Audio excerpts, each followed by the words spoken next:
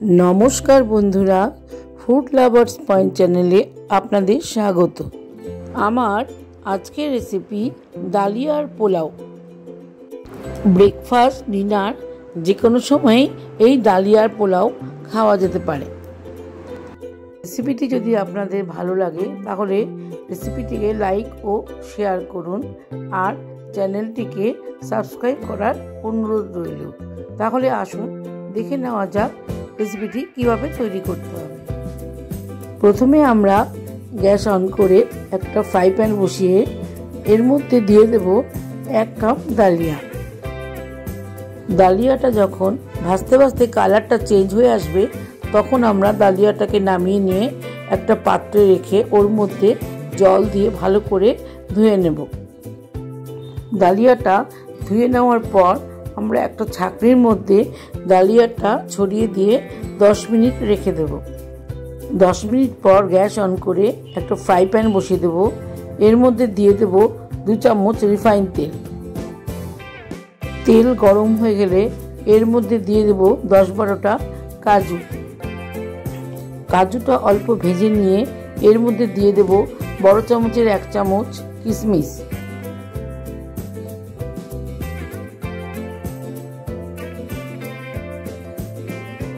এগুলোকে একটু ভেজে নিয়ে এর মধ্যে দিয়ে দেব লম্বা লম্বা করে কেটে রাখা ক্যাপসিকাম, গাজর আর টমেটো।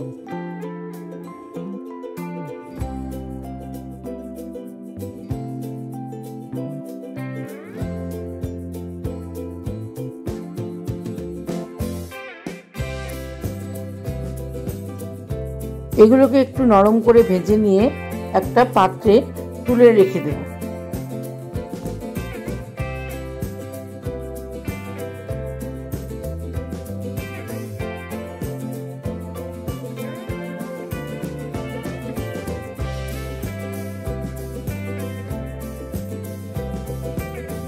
এবার ওই ফ্রাই প্যানের মধ্যে আবার দিয়ে দেব 1 চামচ ঘি।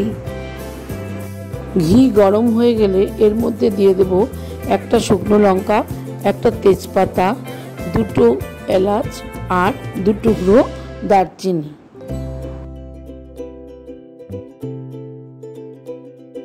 এগুলোকে একটু ভেজে নিয়ে এর মধ্যে দিয়ে দেব ভিজিয়ে রাখা ডালিয়া।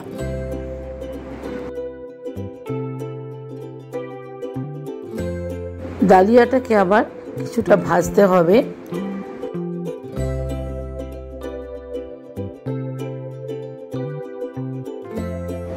ডালিয়াটা ভাজা হয়ে গেলে এর মধ্যে দিয়ে দেব 2 কাপ গরম জল।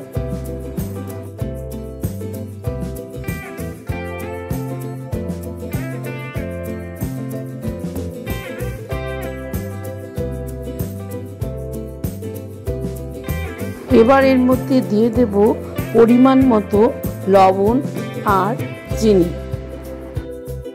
আমি এর মধ্যে 1 চামচ লবণ আর 2 চামচ চিনি দিয়েছি।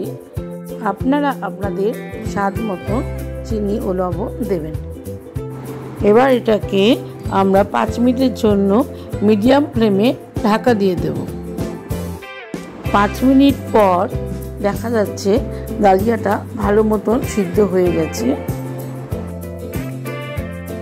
এবার এর মধ্যে দিয়ে দেব ভেজে রাখা সবজিগুলো।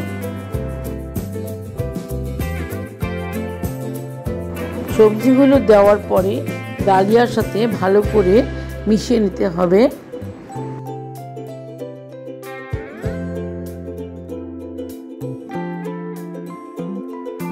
এখন দিয়ে দেব 1 চামচ গরম মশলা।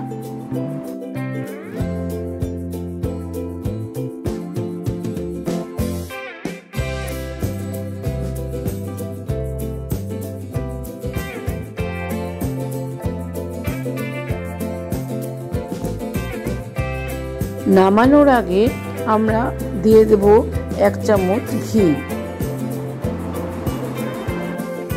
সুন্দর ঝরঝরে ডালিয়ার পোলাও আমাদের একেবারে রেডি।